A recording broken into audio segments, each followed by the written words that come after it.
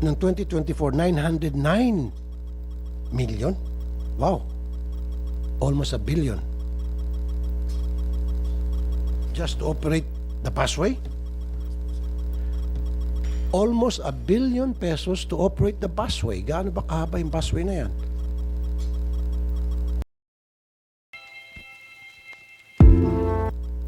Proposed budget for 2025 sa EDSA Busway Project, 63,778,000. Ang laki po ata to. Para saan po itong 63 million to operate the busway? Mr. Chair, that is not under us. I will ask infrastructure. Andito ba? Yes, Mr. Chair. Okay, pwede natin malaman. Saan na mapupunta itong 63 million? Ng 2024, 909 million? Wow. Almost a billion. Just to operate the busway? Almost a billion pesos to operate the busway. Gaano ba kahaba yung busway na yan?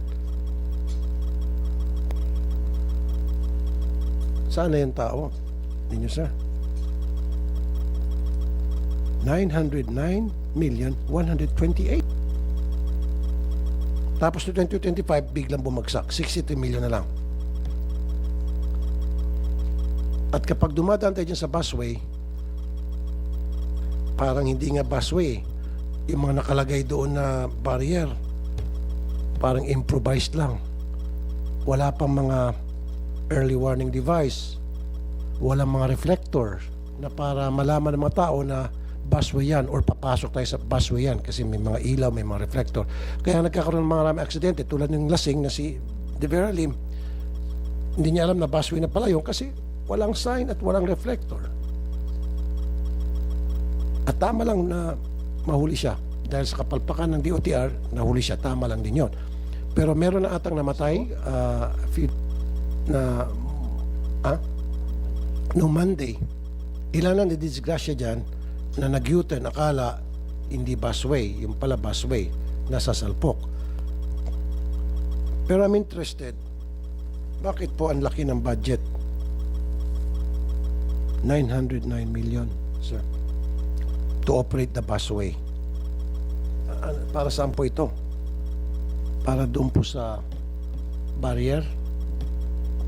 Yung mga plastic barriers? Mr. Chairman, if you can give us 5 minutes lang po, Okay. Mr. Chairman. Bakit po wala mga early warning device doon? Bakit po wala mga reflectors?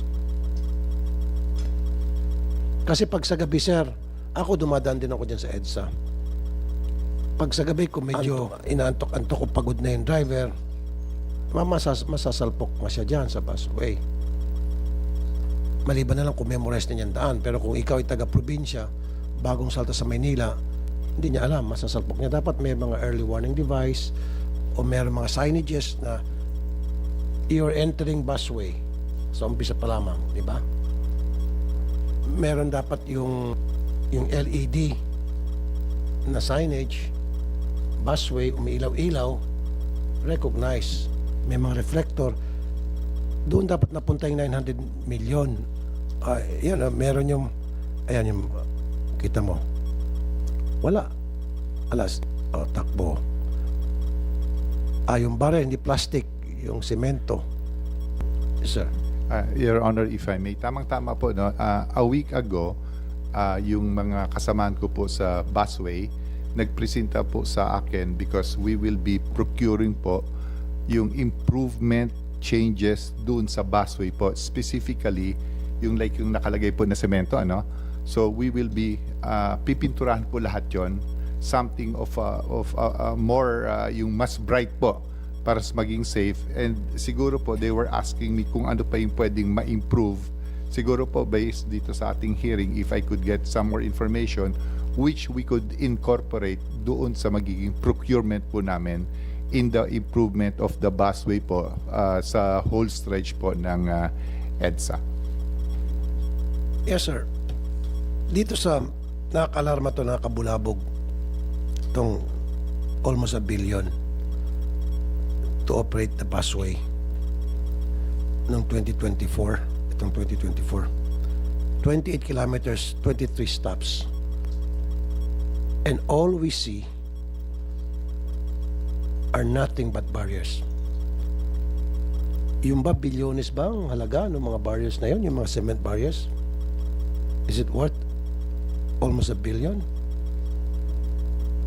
Kasi 909, sabihin natin, 1 billion na kasi 128, 909.128 million.